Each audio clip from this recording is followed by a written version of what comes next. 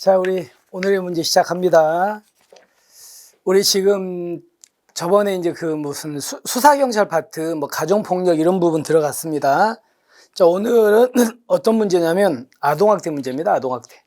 아동학대 범죄 처벌 특례법 문제 잘 나오죠? 잘 나오니까 그 중에서 우리 학생들이 조금 어려워하는 것들 뭐 이런 거 중심으로 좀 뽑아놨거든요.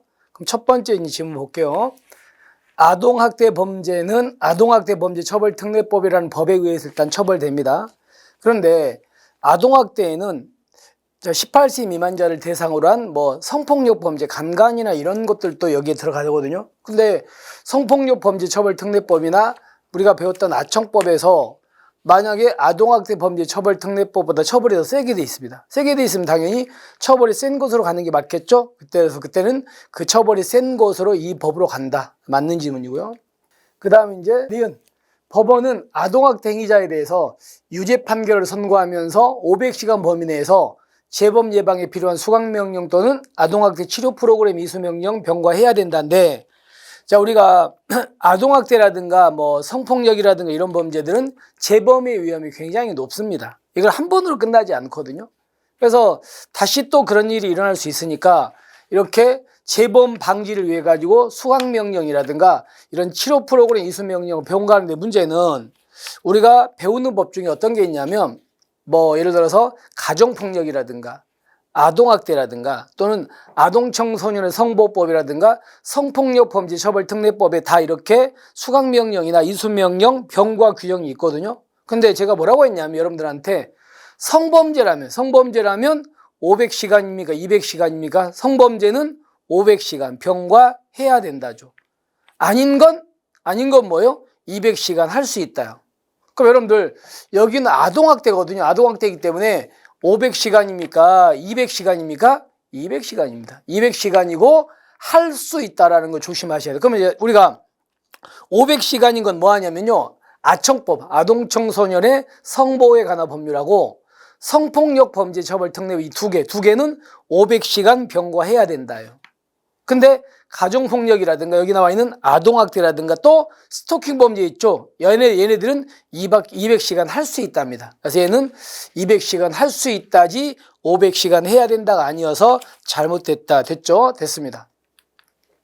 자, 그 다음에 아동학대 행위자한테 아까 우리가 봤던 재범 예방을 위해 가지고 수강명령 아까 할 수 있었잖아요. 그죠? 근데 그 수강명령은 이 조문은 여러분들이 잘 안 보는 조문이야.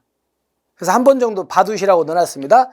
수강명령은 형의 집행을 유예할 경우에는 그 집행유예 기간 내에서 병과하고, 이수명령 있죠? 치료 프로그램 이수명령은 벌금형 또는 징역, 실형을 선고할 경우에 병과해가지고 이런 조문이 있거든요. 조문이 있으니까 이런 조문도 한 번 정도 있다는 것 정도는 한 번 정도 훑어보시면 좋겠습니다. 맞습니다.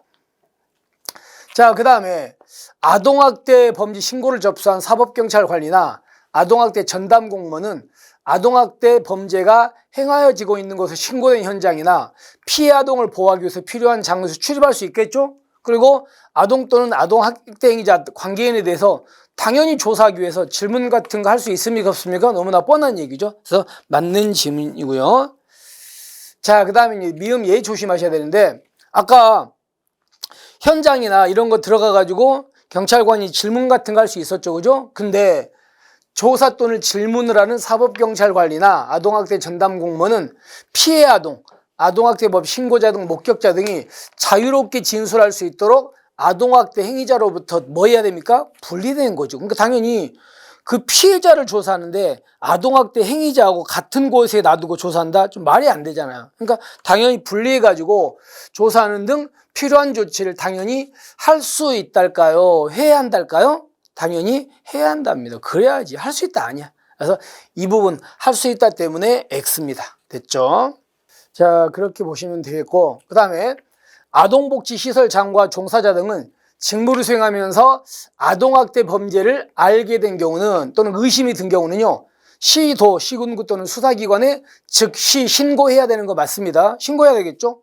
그러니까 이런 데에서 근무하는 사람들은 직무와 관련해 가지고 아동학대 의심이 들면 이 사람이 신고 의무가 있는 거예요. 그리고 신고가 있으면 시도, 시군구 또는 수사기관은 정당한 사유가 없으면 조사 수사에 착수를 해야 됩니다. 할 수 있다가 아니 해야 됩니다. 그래서 여기 때문에 X 이렇게 됩니다. 자, 결국은 문제를 보시면 옳은 것은 첫 번째 기억 맞고요. 니은은 왜 틀렸다고요? 500시간이 아니고 200시간 할 수 있다. 잘못됐고요.